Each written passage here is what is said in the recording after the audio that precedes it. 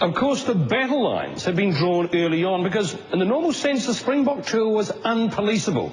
Now, that meant special weapons and tactics. The blue and red squads were formed for riot and crowd control. The long batons were introduced, along with skirmish lines, and the police challenge, move, move, move. But the first blows weren't at a game, and they didn't involve the riot squads. They happened outside Parliament in what became known as the Molesworth Street Battening. John Selwood was there in 1981 and returns 25 years on. 1, 2, 3, 4. We don't want your racist stuff. The right of free assembly and peaceful protest are cherished democratic freedoms. But how far do those freedoms go before they challenge the rule of law? And what is an appropriate response? The question is as relevant today as it was 25 years ago, when police drew batons and rained down blows on unarmed protesters outside the gates of Parliament. Watch the light at the top left-hand side of your screen. That's where the battening starts. It's hard to see on film, but starkly clear in these newspaper stills. You just couldn't believe it was going to happen, and then when it did happen, it felt like it took such a long time to comprehend it had happened, and that they had hit us. Hit old ladies and myself in a school uniform. Rachel was at the front of the march when the battening occurred. It was a short, sharp exchange, but one that would reverberate around the country.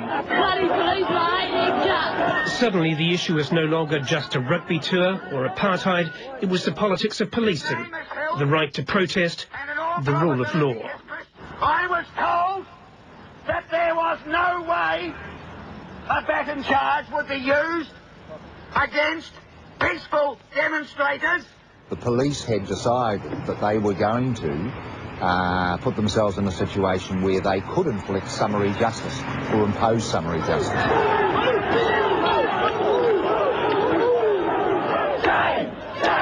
At Molesworth Street, police drew a line. Young constables, many bussed in from the police training college at Trentham, were under orders to hold their ground and, if necessary, use force to stop the demonstration moving past the upper gates of Parliament. The police had been briefed, of course, that they could use batons in certain circumstances, which was to protect themselves and protect the line. Former Police Inspector Bert Hill says batons were only used after police had been pushed more than 100 metres up Molesworth Street.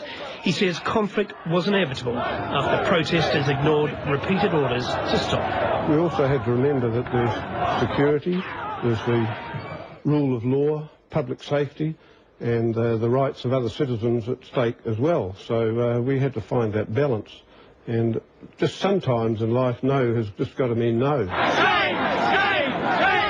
After the battening, disbelief quickly turned to anger. I was just a peaceful man trying to do what done to me. I'm just a kid. The crowd chanting shame, shame, shame swung around and started to march on the central police station. Police double-timed it back to protect the station. Dogs were brought out. Were you scared that night? Well, I was angry and I was disappointed. I wouldn't say I was actually scared, because I sort of knew that after that first confrontation that good sense would prevail and they would not attempt to storm the police station. I mean, that would have been disastrous for everyone.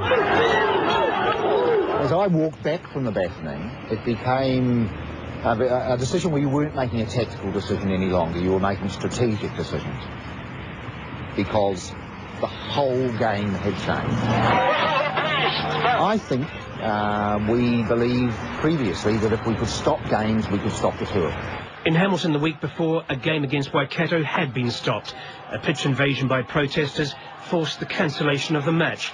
It was a victory for the anti-tour movement and a debacle for the police. Rugby supporters were furious, and so too reportedly was the Prime Minister, Rob Muldoon. At Molesworth Street 4 days later, police reasserted their authority. That it happened outside Parliament, that was more than symbolic. Oh God, yes. Absolutely. I think that it was, I wouldn't be so harsh as to say it was so Prime Minister Muldoon could see the results of his handiwork. And there was no question in my mind at all that what happened was a result of the government's direct intervention with the highest levels of the police force.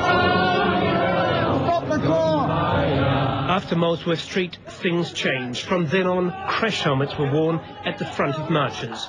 Nurses and doctors started accompanying the protesters.